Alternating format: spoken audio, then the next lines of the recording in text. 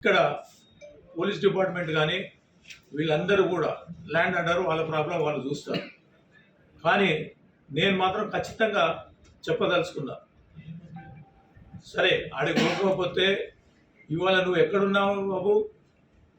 ఇవాళ ఫ్రైడే 10 గంటలకు మేడిపల్లి రావాలి కదా. నీ ధైర్యం ఉంటే నువ్వు ఇష్టం వచ్చినట్టు మాట్లాడినావు కదా, క్యాంప్ ఆఫీస్లో మాట్లాడినావు, గాంధీ భవన్లో మాట్లాడినావు, రావాలి కదా, తేల్చాలి కదా ఏదో ఒకటి.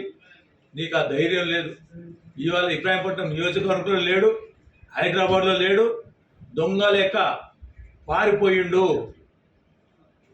తెలంగాణ ఇడిచిపెట్టి పారిపోయిండు దొంగ. ఏదన్నా కానీ తప్పు లేదు, ఎందుకంటే అలాంటి మాటలు మాట్లాడిండు. కాబట్టి this is the first time నేను మాట్లాడడం జరుగుతూ ఉంది. ఏ వ్యక్తినైనా నేను గౌరవిస్తాను. శాసనసభ్యుడు అడ్డమైన మాటలు మాట్లాడినటువంటి విషయం గాంధీ భవన్లో, దానికి నేను రెస్పాండ్ అయ్యి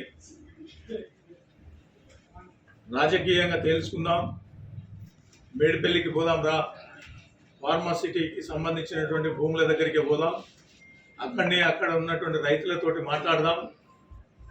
ఎవరైతే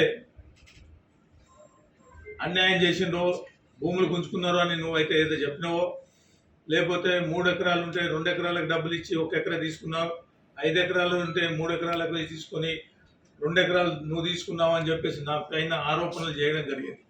ఇది ఒక్కసారి కాదు, 2 సార్లు కాదు. గత ఎన్నికల ముందు కూడా ఆ 5 గ్రామాలలో ఆ పరిస్థితి తీసుకురావడం జరిగింది, చెప్పడం జరిగింది.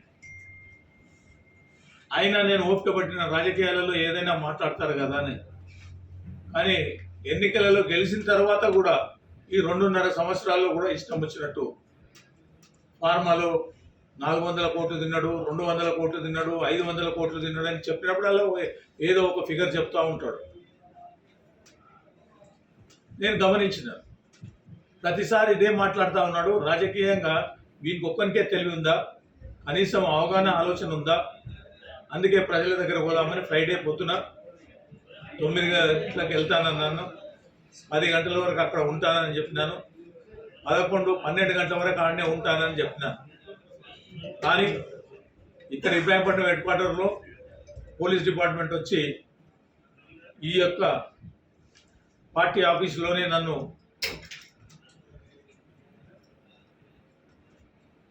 అరెస్ట్ చేయడము, లేకపోతే పార్టీ ఆఫీస్ అరెస్ట్ చేయడము జరిగింది.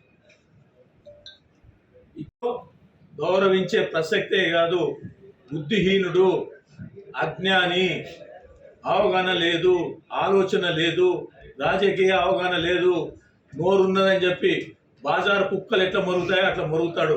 అందుగురించే ఇవాళ ఫుల్ స్టాప్ పెట్టడానికే ఈ కార్యక్రమం తీసుకున్నా.